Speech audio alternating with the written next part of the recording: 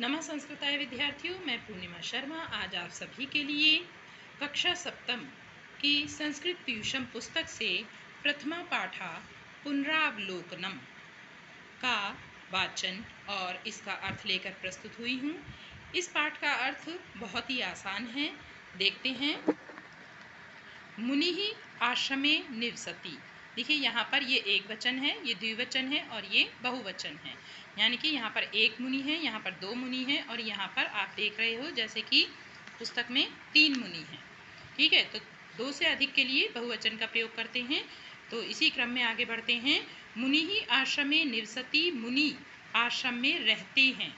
क्योंकि अपने से बड़ों के लिए सम्मान सूचक शब्द प्रयोग किया जाता है, इसलिए यहाँ पर एक वचन होने के बावजूद भी हम यहाँ पर रहते हैं ऐसा प्रयोग करेंगे। तो क्या अर्थ हो जाएगा? मुनि आश्रम में रहते हैं। द्विवचन देखते हैं, मुनि आश्रमे निवसतः, यानी कि दो मुनि आश्रम में रहते हैं। अब बहुवचन में देखिए, मुनयः आश्रमे निवसन्ति, बहुत से मुनि आश्रम में रहते हैं। आगे है गुरु शिष्यान पाठयति। देखिए यहाँ पे गुरु कौन है? गुरु कहाँ कितने हैं? एक है, लेकिन शिष्य दो से अधिक है। तो शिष्य बहुत अधिक है, इसलिए बहुवचन का प्रयोग किया गया है और गुरु एक है तो एक वचन का प्रयोग किया गया है। तो गुरु शिष्यों को पढ़ाते हैं। सेम वैसे ही जैसे ऊपर मुनि सम्मान सूचक हैं, इसलिए उनके लिए रहते हैं प्रयोग किया गया है। यहाँ पर क्या प्रयोग करेंगे? गुरु शिष्यों को पढ़ाते हैं। भले ही यहाँ पर गुरु एक है लेकिन पढ़ाते हैं ऐसा प्रयोग करेंगे।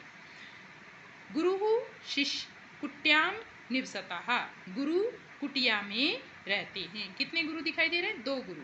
तो दो गुरु कुटिया में रहते हैं। आगे है गुरुवाह योगाभ्यासम कुर्वन्ति, बहुत से गुरु, देखिए बहुत सारे हैं, बहुत से गुरु योगाभ्यास करते हैं। आगे है पिता फलम ददाति, पिता फल देते हैं। अब देखिए पिता तो एक है यहाँ पर, लेकिन सम्मान सूचक अर्थ में यहाँ पर हम ददाति का अर्थ लगाएंगे देते हैं। तो पिता फल देते हैं। यहाँ पर देखिए दो पिता है तो पितरौ प्रयोग किया गया है। दो पिता फल देते हैं। पितरौ फलानि दत्ताः, पितरः फलानि ददति।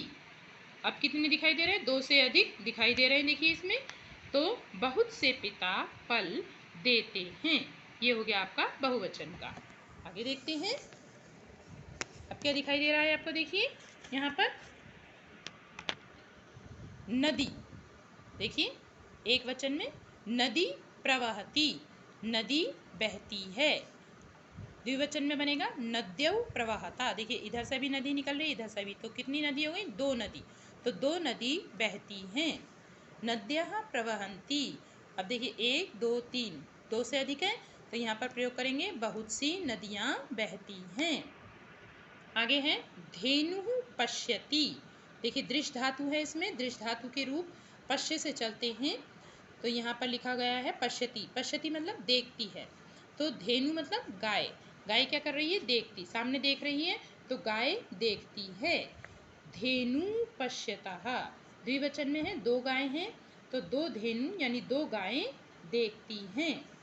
धेनवः क्षेत्रे चरन्ति। अब देखिए बहुत सारी गायें हैं यहाँ पे, तो गायें, बहुत सी गायें, क्षेत्रे मतलब खेत में, क्षेत्रे का मतलब है खेत में, चरन्ति मतलब चरती हैं।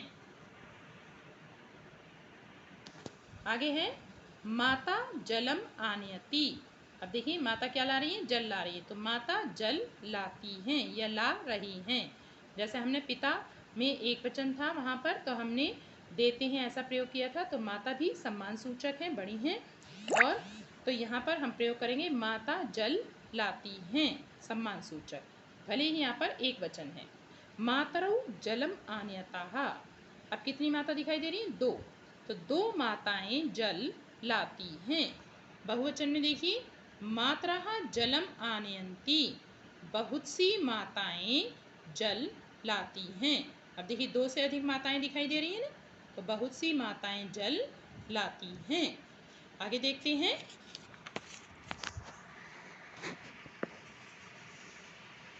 अब क्या दिखाई दे रहा है? एक बर्तन दिखाई दे रहा है यहाँ पर हमें। तो दधी पात्रे अस्ति। क्या बर्तन में क्या दिखाई दे रहा है? दही।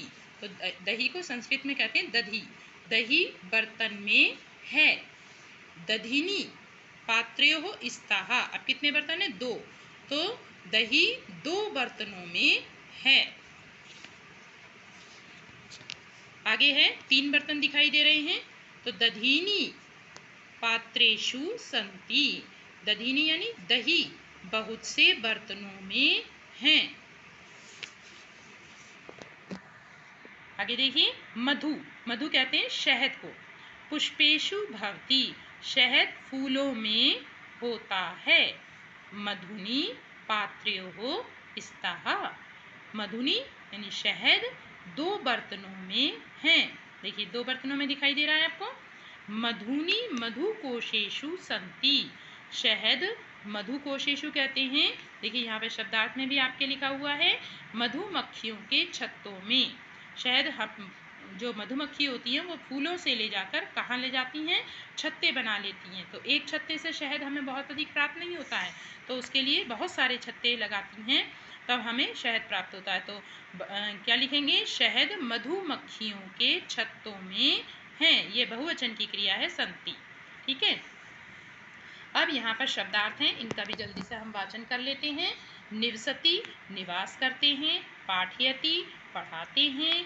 कुर्वन्ति करते हैं। वेदाभ्यासम वेदों का अभ्यास। धेनु गाय।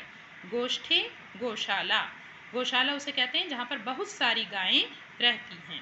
मधुकोशेषु मधुमक्खियों के छत्तों में। परिणमति रूपांतरित होता है या परिवर्तित होता है। जब हम दूध को जमा देते हैं तो उससे वो किस रूप में बदल जाता है? दही के रूप में। तो परिणमति का मतलब होता है परिवर्तित होना या रूपांतरित होना। पात्रेहो का मतलब है 2 पात्र। पात्र मतलब बर्तन। 2 पात्रों में या 2 बर्तनों में। आज के लिए इतना ही। ये वीडियो अधिक लंबी ना हो जाए इसलिए इस वीडियो को हम यहीं समाप्त करते हैं शब्दार्थ और अर्थ के साथ। अगली वीडियो में इसके अभ्यास कार्य के साथ हम फिर मिलेंगे। धन्यवाद।